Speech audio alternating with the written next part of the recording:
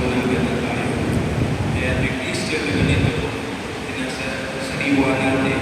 sinasariwa natin ang ating binya. Yun ang panahon na tayo ay binabuna ng ating Panginoon. Yun ang panahon na tayo nilinis na sa ating kasalanan mana. Hindi na tayo mga anak ni Tulong at Teba. Anak na tayo ng bagong anak na si Jesus o si Maria. Puro nilinis na. Panatilihin natin gano'n.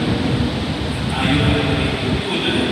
Masasabi natin, we are the Easter people of God.